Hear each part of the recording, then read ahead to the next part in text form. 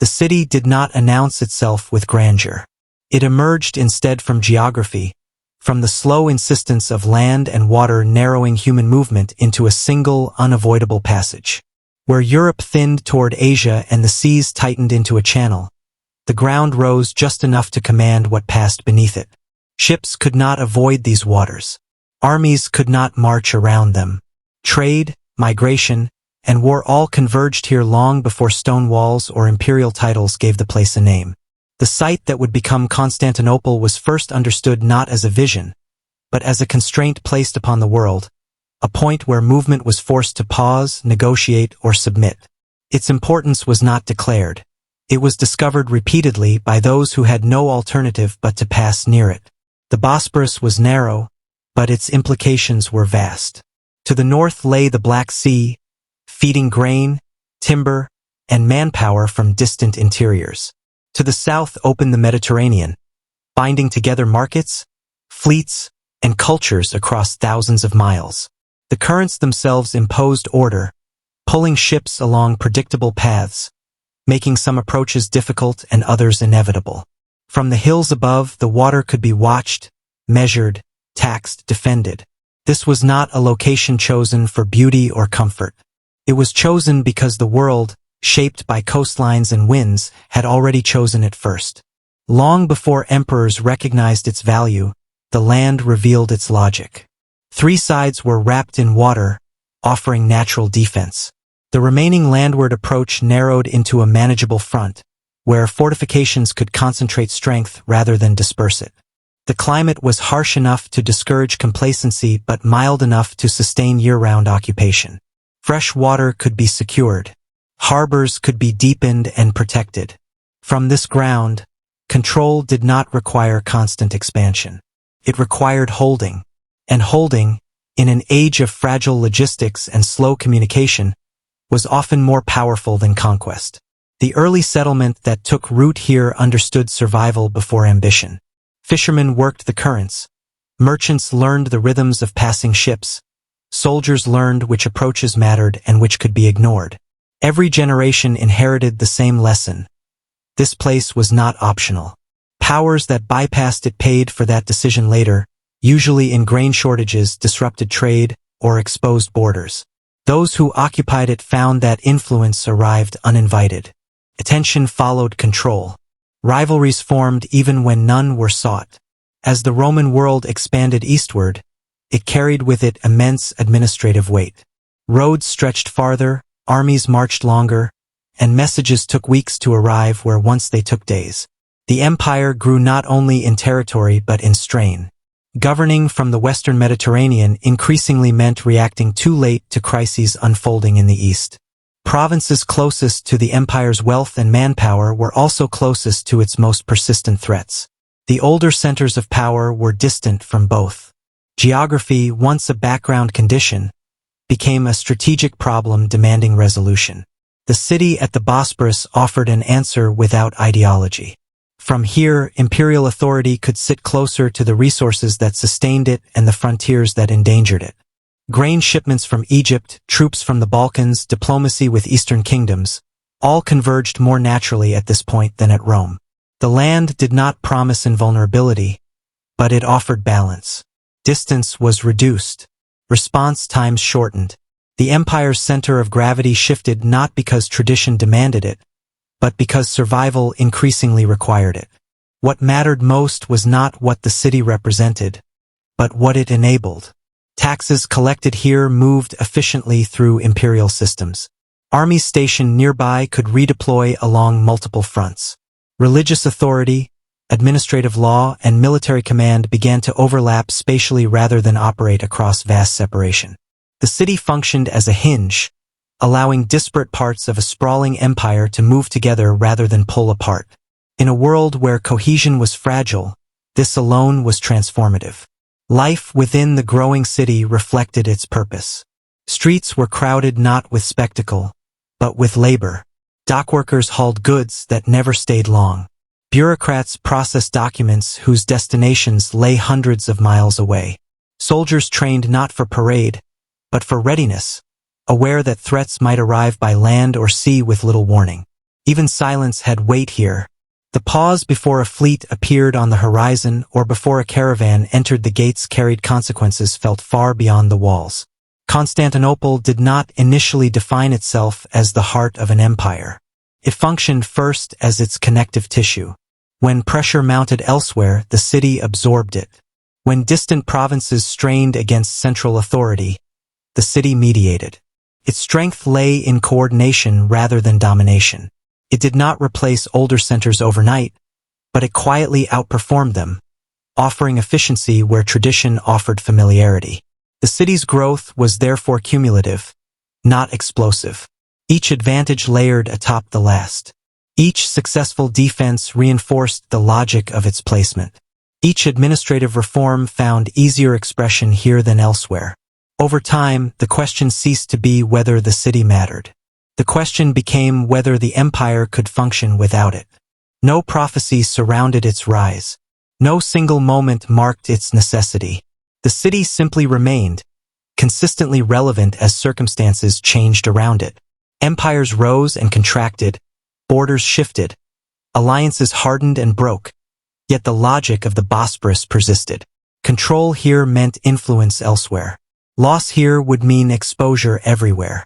By the time Constantinople was widely acknowledged as indispensable, it had already been performing that role for generations. Its importance felt less like an achievement and more like a condition of the world itself. The empire did not revolve around the city because it chose to.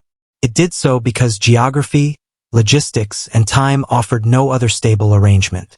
The city could not be ignored, not because it demanded attention, but because history repeatedly returned to it, compelled by the same narrow strip of water and land that had drawn the first settlers to its shores. Rome did not lose its authority in a single moment, nor did it abandon the West out of exhaustion or fear. The shift eastward began as a recognition that the empire's balance had changed in ways that sentiment could not correct. The western provinces, once the engine of Roman expansion, had become increasingly difficult to govern from their own center. Distances grew longer as borders expanded, while revenues grew thinner as warfare and administration consumed more than they returned. Rome remained a symbol of legitimacy, but symbols could not shorten supply lines or respond to threats that moved faster than messengers could ride. Economic gravity had already begun to drift. The wealthiest provinces now lay closer to the eastern Mediterranean, where trade networks were denser and older than Roman rule itself. Grain from Egypt, taxes from Asia Minor, and commerce flowing through Levantine ports sustained the empire's armies and cities. Managing these resources from Italy required constant mediation, layers of bureaucracy, and delayed reaction. Each delay carried cost. Shortages appeared not because supplies were absent, but because coordination failed to keep pace with scale. Military pressure reinforced the problem. The empire's most persistent threats no longer emerged from the western frontiers alone. Eastern borders demanded permanent attention, not seasonal campaigns. Armies stationed far from decision-making centers lost effectiveness as orders arrived late or not at all. Commanders improvised, sometimes successfully, sometimes disastrously, but always at the risk of fracturing authority. The empire needed a location from which oversight could be immediate rather than symbolic. Rome's urban fabric itself reflected strain. Maintaining the city's population required continuous imports of food and subsidies. Political life revolved increasingly around ritual and memory rather than strategic necessity. Decisions taken there carried weight, but their execution unfolded elsewhere, often beyond the city's practical reach. The capital had become central in ceremony but peripheral in function, a condition that no empire under pressure could sustain indefinitely. The eastern provinces offered contrast. Cities there were accustomed to administration, taxation, and large populations long before Roman conquest. Infrastructure was dense, literacy widespread, and commercial habits deeply embedded. Governance required coordination rather than imposition. Placing imperial authority closer to these systems did not disrupt them. It aligned with their existing rhythms. The move eastward therefore reduced friction rather than creating it. Constantinople's selection was deliberate in this context. It was not chosen to eclipse Rome's legacy, but to address problems Rome could no longer solve alone. From its position, imperial leadership could monitor both European and Asian frontiers with greater immediacy. Naval forces could be redeployed quickly between seas. Supply routes converged naturally rather than being forced through distant intermediaries. The city's geography simplified decisions that had grown complex through distance. Administrative reform followed geography. Officials stationed closer to revenue sources could act with clearer information and greater accountability. Legal authority became more consistent as communication shortened. The emperor's presence in the East did not diminish imperial unity. It reinforced it by restoring coherence between decision and consequence. Authority felt tangible again, grounded in proximity rather than tradition. This recalibration also altered how power was perceived. The emperor was no longer a distant figure issuing decrees from afar, but a visible administrator engaged with the empire's most vital regions. This presence mattered not as spectacle, but as reassurance. Provincial elites understood where decisions were made and how influence flowed. Stability emerged not from fear, but from predictability. Rome remained important, but its role shifted subtly. It continued as a cultural and historical anchor, while strategic gravity moved elsewhere. This duality allowed continuity without paralysis. The empire did not erase its past to secure its future. It redistributed weight where conditions demanded it, accepting that survival required adaptation rather than reverence. The move east was therefore neither abandonment nor retreat. It was an adjustment to realities shaped by trade, war, and administration. Constantinople embodied that adjustment. It offered a vantage point from which the empire could see itself more clearly, respond more quickly, and endure pressures that had begun to expose the limits of older arrangements. Power did not migrate east because Rome failed. It moved because the empire's center had to follow the lines along which its life now flowed. The psychological dimension of this shift was equally measured. Senators, generals, and administrators did not experience the change as rupture, but as gradual realignment. Careers increasingly unfolded in eastern courts and commands, where opportunity and responsibility intersected more closely. Ambition followed access, and access followed the emperor. Over time, influence accumulated where decisions were made, reinforcing the logic of the move without requiring proclamation. Environmental realities also played a role. The Eastern Mediterranean's climate allowed longer campaigning seasons and more reliable logistics. Harbors remained active through much of the year, reducing the pauses that winter imposed elsewhere. These conditions did not guarantee success, but they reduced uncertainty, a critical advantage for an empire managing multiple simultaneous pressures. Governance became less reactive, more continuous. By anchoring itself at Constantinople, the empire accepted a world no longer centered on a single ancestral city, but on function and flow. This acceptance was pragmatic, not ideological. It acknowledged that endurance depended on aligning authority with the realities of geography and economy. The choice reflected restraint rather than desperation, a willingness to adjust before collapse forced harsher decisions. In time, the eastward orientation became normalized. What had once seemed provisional settled into routine. The machinery of empire adapted, and with it the expectations of those who served it.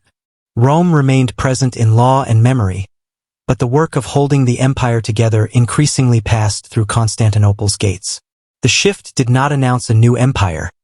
It preserved an existing one by moving its weight to where it could still be carried. This continuity, maintained through adjustment rather than rupture, defined the logic of the move and set the conditions under which the city would assume responsibilities shaped less by ambition than by necessity. The empire followed pressure, not nostalgia, into the east.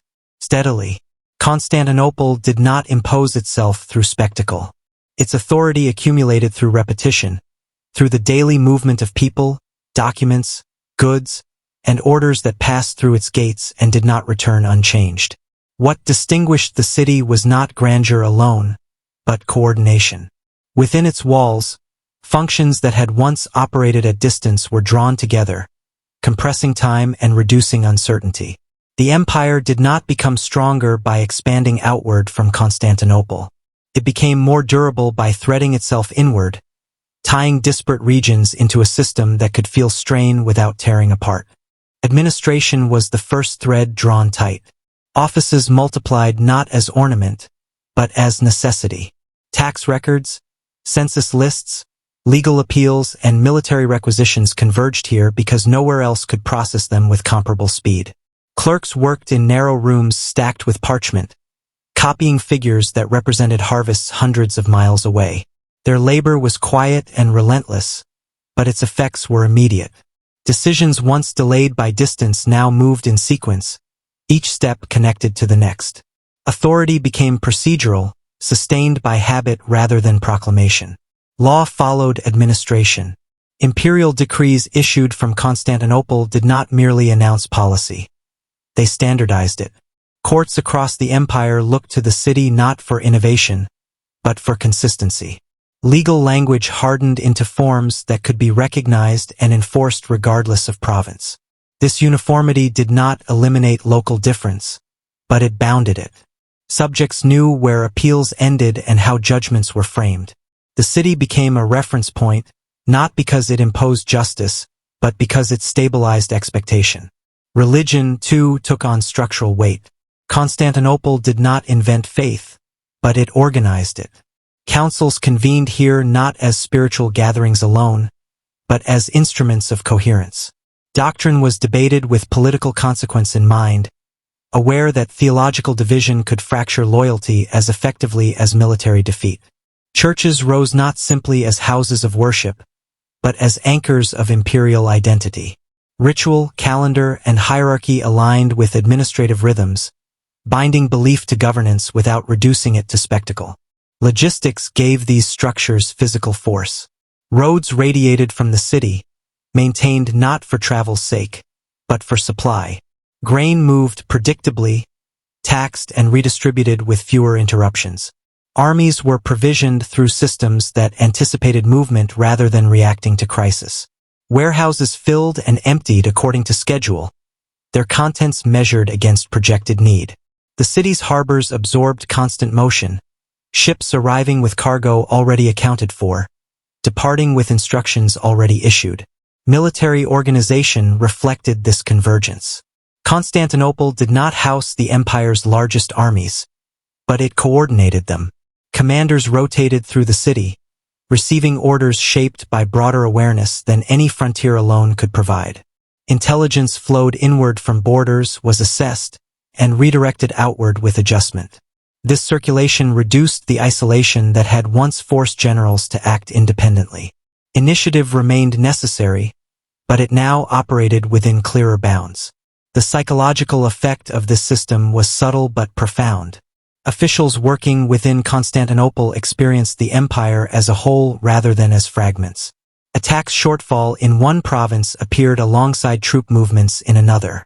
Decisions gained context. Responsibility expanded. Failure became traceable, success replicable. The city did not command obedience through fear. It cultivated compliance through predictability. Movement through Constantinople reinforced this perception. Envoys arrived carrying grievances shaped by local pressure, only to encounter others with parallel concerns. Merchants negotiated tariffs that reflected not local advantage, but imperial balance. Soldiers passed through on reassignment, sensing continuity even as they left familiar ground. The city became a clearinghouse of experience, absorbing regional realities and redistributing policy adjusted to scale. Silence mattered as much as motion. When the city functioned well, it did so quietly. Roads remained open. Grain prices stabilized. Garrisons received pay. No announcement marked these successes.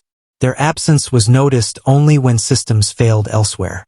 Constantinople's power lay in prevention, in the reduction of crisis rather than its resolution. Time compressed within its walls.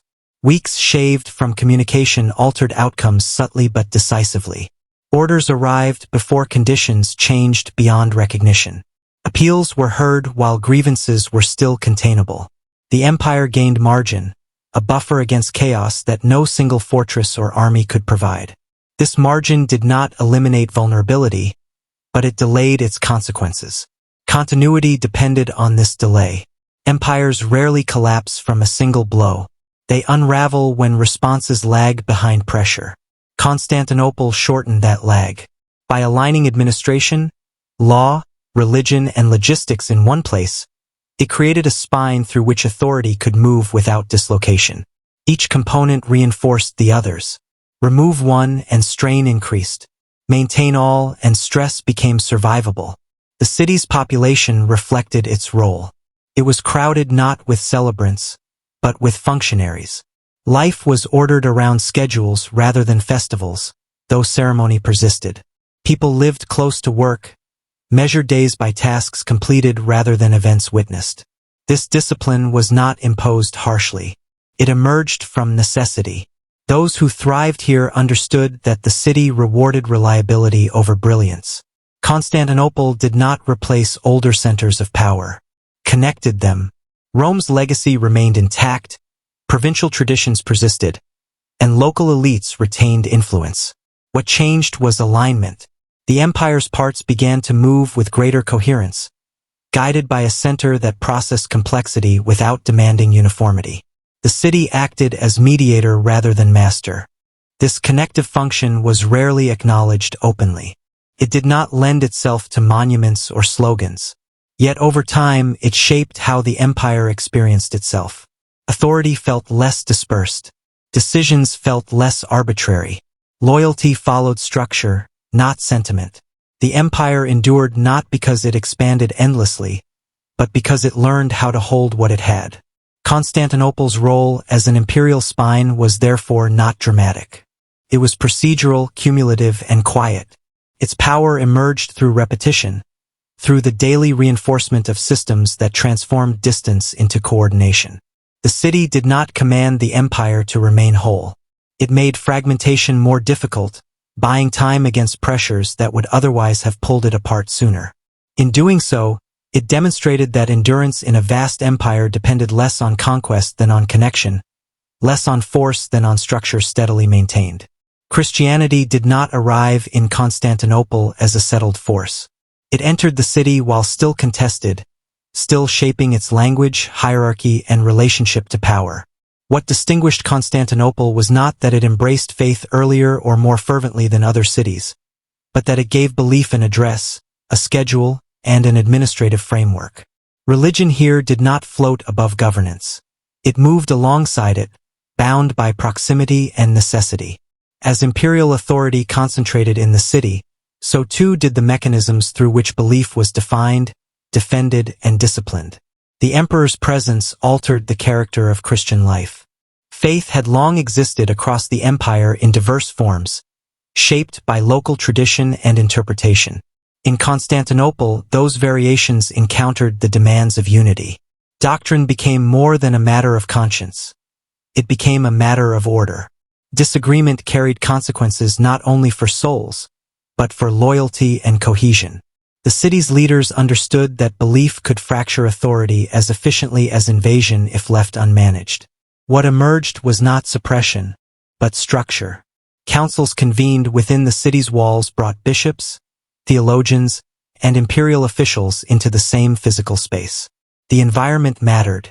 These were not abstract debates carried by letters across months, but concentrated confrontations shaped by proximity, fatigue, and consequence. Arguments unfolded in halls close to palaces, where theological outcomes would influence law, appointment, and favor. Silence between sessions carried weight. Decisions reached here did not remain theoretical. They were recorded, distributed, and enforced through the same channels that moved taxes and troops. The physical presence of churches mirrored this convergence. Basilicas rose near administrative centers, not by accident, but by design.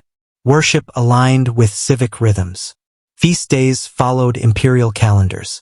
Processions moved along streets already shaped for ceremony and control. Faith became visible in daily movement, not as spectacle, but as repetition.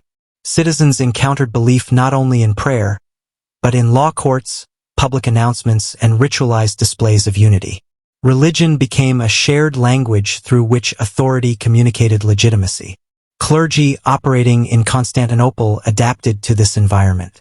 Bishops learned restraint alongside conviction. Their influence depended not solely on persuasion, but on their ability to navigate imperial expectation. Ambition took quieter forms. Theological positions were advanced carefully, aware that miscalculation could result in exile rather than martyrdom. This proximity to power shaped religious leadership into a disciplined class, accustomed to compromise without surrender, firmness without provocation. The emperor's role evolved in parallel. He was not a priest, but neither was he distant from doctrine. His responsibility was coherence. By supporting councils, enforcing decisions, and mediating disputes, he acted as guarantor of unity rather than arbiter of belief. This balance was delicate. Overreach risked delegitimizing faith. Withdrawal risked fragmentation. Constantinople's advantage lay in constant adjustment, informed by immediate feedback rather than distant reports. Ordinary believers experienced this institutionalization through stability. Practices became standardized. Creeds circulated with authority. Disputes that once divided communities found resolution through recognized channels. This did not eliminate dissent, but it bounded it. Faith became predictable in form, if not always in sentiment. For many, this predictability offered reassurance. The empire felt coherent not only in law and defense, but in meaning. The city's geography reinforced this process. As pilgrims arrived from across the empire, they encountered a Christianity shaped by order and scale. Relics were housed with ceremony. Liturgies unfolded with precision. The city projected an image of faith aligned with endurance rather than fervor. Visitors carried this impression home, consciously or not, spreading a model of belief associated with stability and authority. Over time, the intertwining of faith and governance reshaped imperial identity. Loyalty to the empire increasingly overlapped with adherence to sanctioned belief. This overlap was not enforced uniformly, but it created expectation. To belong fully was to accept both legal and spiritual frameworks emanating from Constantinople. The city thus extended influence beyond administration into conscience, reinforcing unity at a deeper level. Conflict did not disappear. Heresies emerged, factions formed, and debates sharpened. Yet the city's response remained consistent. Convene, deliberate, decide, implement. Even when resolutions proved temporary, the process itself reinforced authority. The empire demonstrated that it could confront internal division without dissolving into chaos. This capacity mattered as much as any single doctrinal outcome. Silence again played a role. After councils concluded, the city returned to routine. Officials resumed work, clergy returned to liturgy, and life continued under newly defined norms. The absence of upheaval signaled success. Faith had been absorbed into the imperial rhythm rather than allowed to disrupt it. This institutionalization also imposed limits. Spontaneous movements struggled to gain traction without recognition. Charismatic leaders found themselves constrained by structure. Innovation slowed, but coherence strengthened. The empire accepted this trade-off consciously, prioritizing unity over intensity.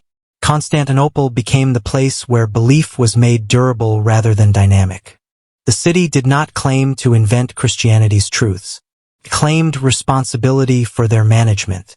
By embedding faith within administrative systems, it transformed religion into a stabilizing force.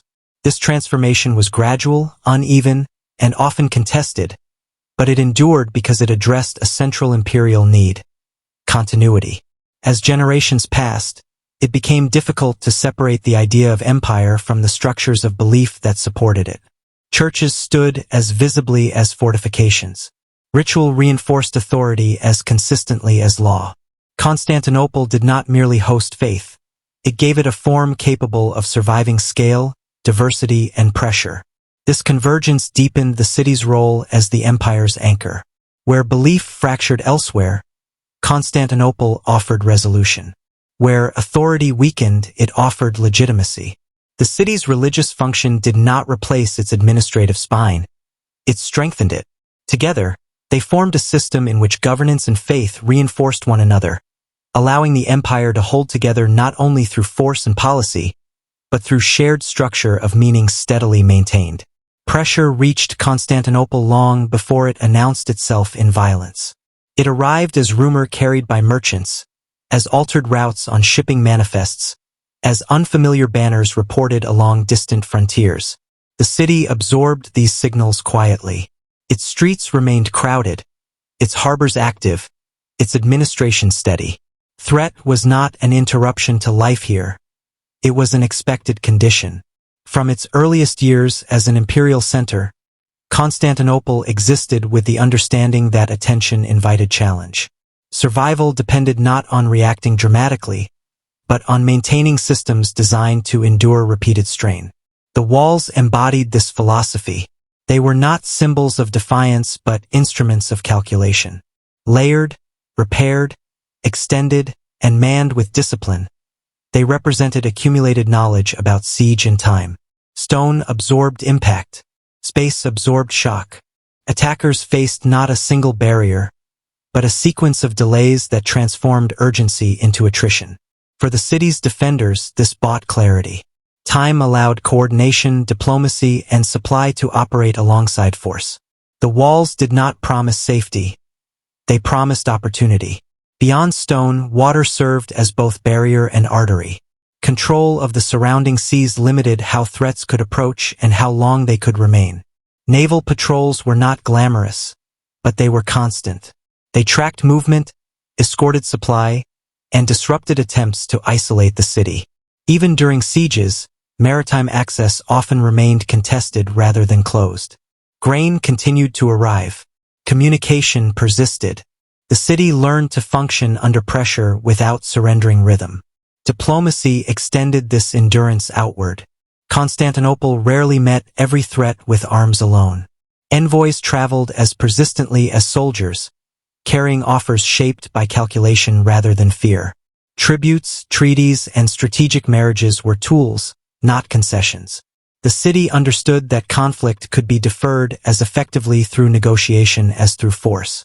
Delay itself became a weapon, allowing pressures elsewhere to shift or dissipate before reaching crisis. Economic systems reinforced this approach. Reserves were maintained not as emergency measures, but as routine safeguards. Taxes collected in years of stability funded survival in years of strain. Markets were regulated to prevent panic. The population learned that scarcity did not automatically mean collapse. This confidence mattered. Cities under siege often fall first to internal disorder. Constantinople's administration worked continuously to prevent that outcome, smoothing shocks before they reached the streets. Repeated assaults tested these systems but also refined them. Each invasion revealed weaknesses, which were then addressed methodically. Walls were strengthened where pressure concentrated. Supply routes were diversified. Command structures adjusted.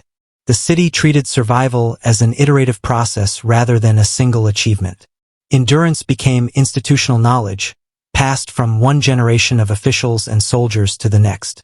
For those who lived within the city, this persistence shaped psychology. Fear existed, but it was bounded.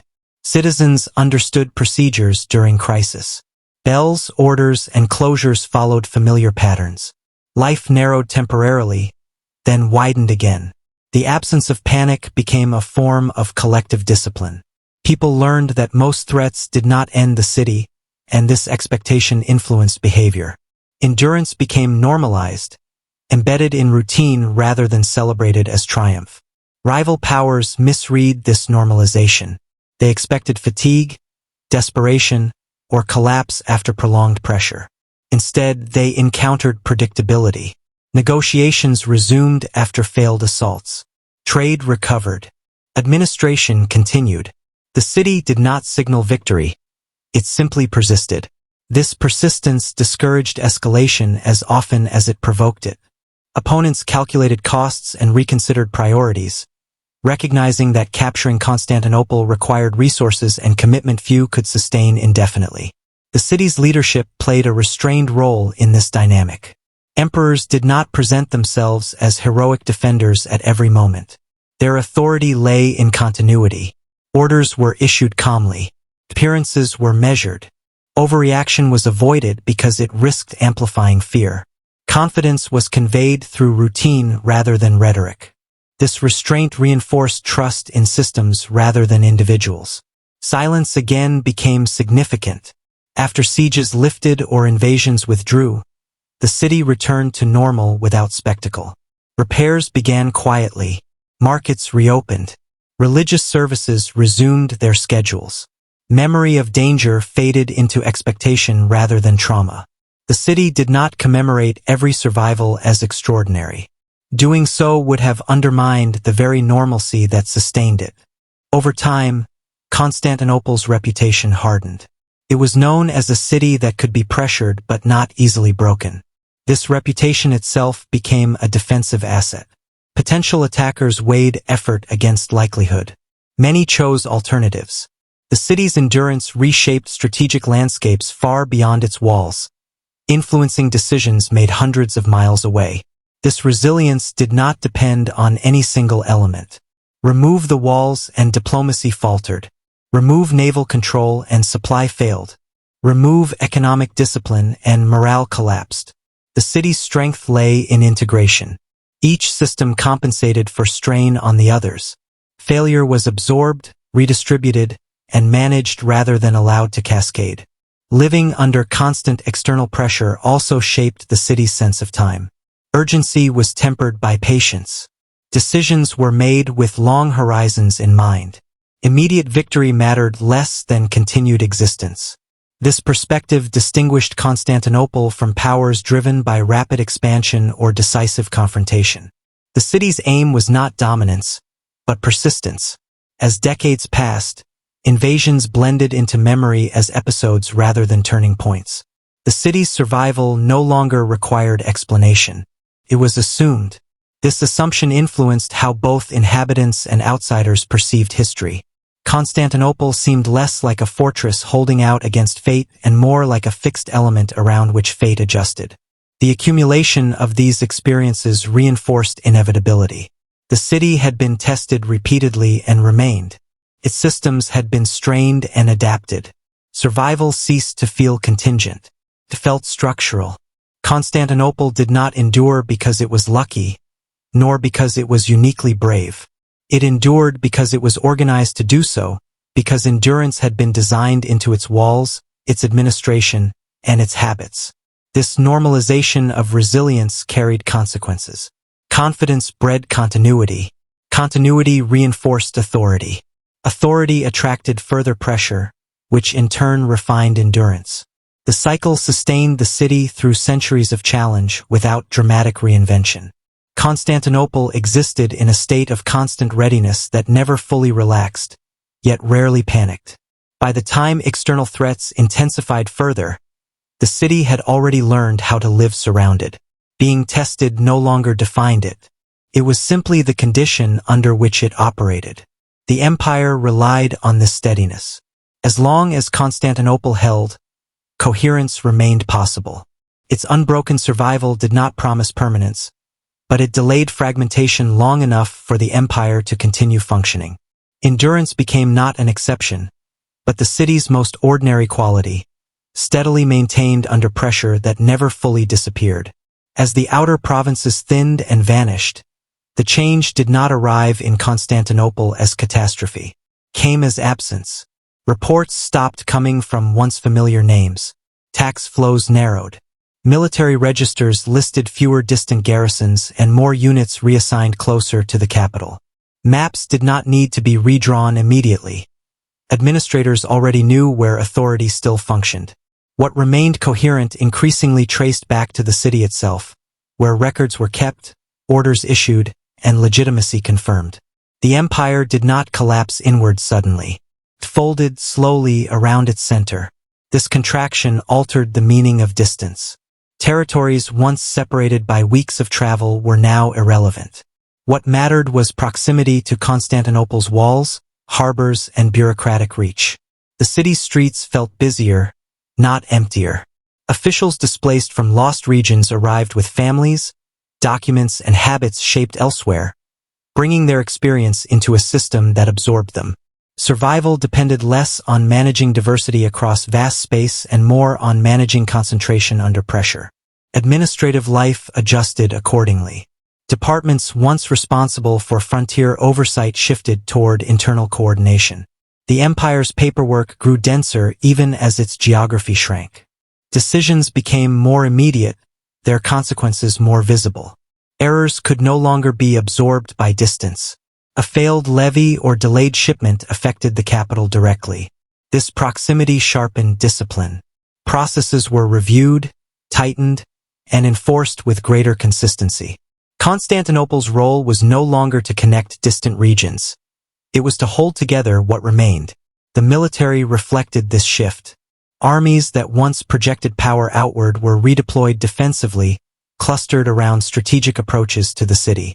Soldiers became more familiar with its terrain, its gates, its rhythms. Defense planning assumed that if the capital fell, nothing coherent would remain. This assumption simplified priorities. Resources flowed where survival mattered most. Peripheral ambitions were abandoned not with regret, but with calculation. Economically, the city became heavier relative to its surroundings. Trade routes narrowed, but those that remained were protected intensely. Grain, timber, and manpower were drawn inward. The countryside around Constantinople was managed with increasing care, as it now bore disproportionate importance. Rural labor supported urban survival more directly than before. This created tension but also interdependence. The city's fate and its immediate hinterland became inseparable. Psychologically, the contraction reshaped identity. Inhabitants began to think less in terms of empire-wide destiny and more in terms of preserving a way of life centered on the city. Pride shifted from expansion to endurance. Being Roman, in this context, increasingly meant belonging to Constantinople's system rather than ruling distant lands. This was not openly declared, but it influenced behavior. Loyalty focused inward. Authority derived from proximity to the capital's institutions. Leadership adapted to this reality. Emperors ruled with awareness that their power no longer radiated evenly outward. Their presence in the city mattered more than symbolic journeys to lost provinces. Ceremonies emphasized continuity within shrinking bounds. Public appearances reinforced stability rather than grandeur. Governance became intimate, its successes and failures visible to a concentrated population that could not be distracted by distant victories. The imbalance between city and empire deepened quietly. Constantinople grew more sophisticated as its surroundings simplified. Artisans, scholars, and clerics clustered where patronage remained reliable. Knowledge accumulated within the city even as external networks frayed. This concentration created resilience but also vulnerability. Everything depended on the capital continuing to function. There were fewer alternatives, fewer fallback centers. Yet this dependence did not feel desperate. The city had already learned how to exist under pressure. Its systems, refined through centuries of threat, adapted to centrality as they had adapted to siege. Administration compensated for lost reach with increased precision. Diplomacy focused on protecting what remained rather than reclaiming what was gone. The city's role as anchor rather than hub clarified purpose. For those living within its walls, the empire's shrinking was experienced indirectly. Life continued with regulated markets, religious observance, and familiar routines. The absence of distant territories mattered less than the presence of functioning institutions. Stability was measured locally. As long as food arrived, law held, and worship continued, the empire felt intact, regardless of its reduced extent. Outsiders perceived the shift more starkly. To them, the empire increasingly appeared synonymous with its capital. Negotiations targeted Constantinople directly. Threats bypassed vanished provinces and focused on the city's defenses. This recognition reinforced the imbalance. The capital's survival equaled imperial survival in the eyes of both enemies and allies. The city itself responded by tightening its self-conception. Identity became urban, administrative, and ritualized. Being part of the empire meant participating in the capital's order. This narrow definition excluded lost regions without explicitly acknowledging loss. Silence again played a role. What could not be defended was not discussed. What remained was reinforced through practice. Over time, this concentration altered historical momentum. The empire no longer advanced or retreated in broad strokes. Its fate oscillated around the capital's condition. Periods of recovery strengthened Constantinople first, then cautiously extended outward. Periods of crisis contracted back toward the city. The rhythm was inward-focused, predictable, and constrained.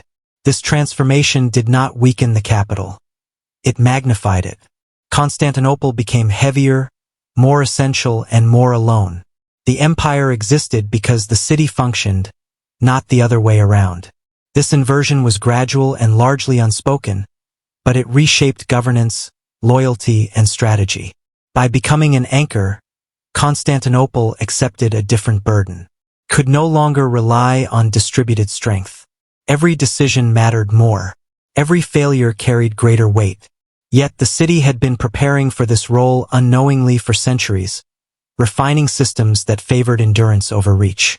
As the empire continued to contract, the capital's centrality ceased to be temporary adaptation and became defining reality. The imbalance was no longer a phase. It was the structure under which survival continued, binding the fate of an empire to the functioning of a single city that had learned how to bear that responsibility. When Constantinople fell, the sound that carried farthest was not the crash of stone or the clash of steel, but the sudden absence of a center that had ordered time for centuries. The political structure that had defined itself through the city ended, yet the systems refined within its walls did not dissolve with the breach. They moved, quietly and unevenly, into other hands and other places. What survived was not a capital, but a set of habits, ways of governing, thinking, worshipping, recording, and remembering that had been shaped by long endurance under pressure. The city's administrative legacy proved the most adaptable. Long before its fall, Constantinople had learned to govern scarcity, complexity, and diversity through layered bureaucracy. Its methods of taxation, legal codification, and record-keeping were studied, copied, and absorbed by emerging powers that encountered its remnants. Even those who conquered the city did not discard its systems. They used them. The machinery of rule built to sustain an empire under contraction became a template for governing new, expanding realms. Authority outlived sovereignty. Knowledge survived through dispersal rather than preservation in place. Scholars, clerics, and artisans left the city in waves before and after its fall, carrying manuscripts, techniques, and intellectual traditions that had been curated over generations. Libraries were broken apart, not erased. Texts moved west and south, translated, debated, and recontextualized. Classical learning, preserved and commented upon in Constantinople, entered new cultural circuits where it reshaped education and philosophy. The city's role as a reservoir of accumulated thought continued without its walls. Religious influence endured with particular force.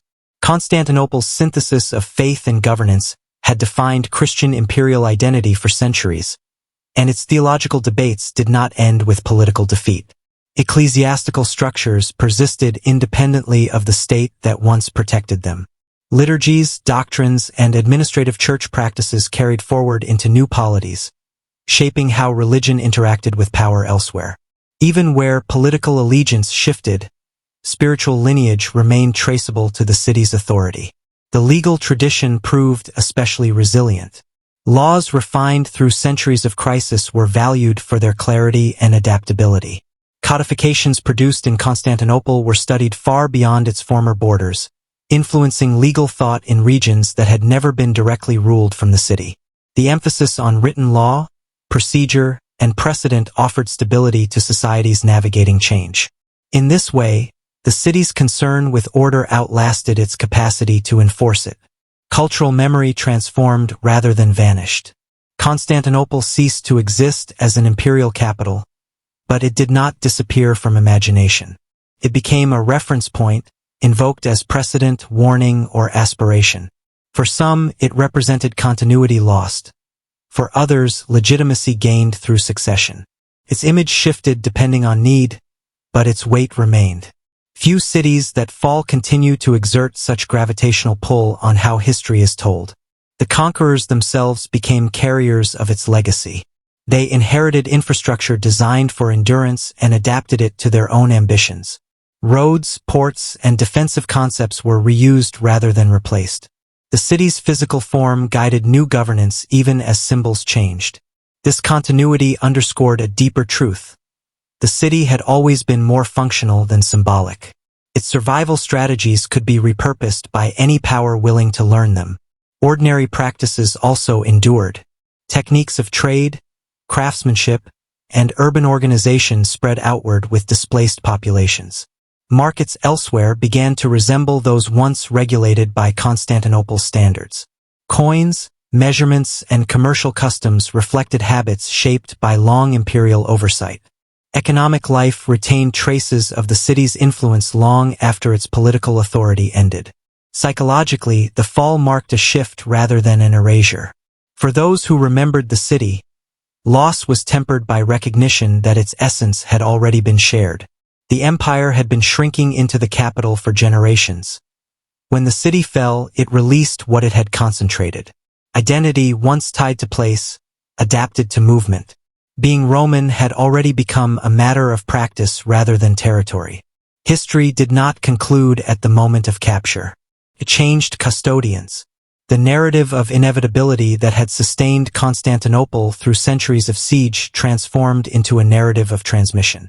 What mattered was no longer defense, but influence.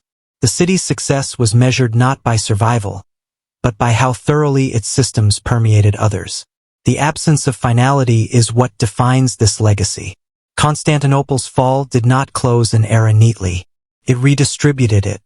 Empires that followed carried fragments of its structure, often unconsciously. Ideas refined under Byzantine conditions shaped decisions made far from the Bosporus.